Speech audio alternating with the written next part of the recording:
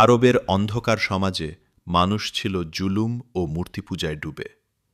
ঠিক তখনই আল্লাহ পাঠালেন এক মহামানব, হজরত মুহাম্মদ, যিনি আনবেন সত্য ও দয়ার আলো। তিনি জন্মগ্রহণ করলেন এতিম অবস্থায়, কিন্তু চরিত্রে ছিলেন পবিত্র, শান্ত ও দয়ালু। মানুষ তাকে ডাকত আল আমিন, অর্থাৎ বিশ্বাসযোগ্য।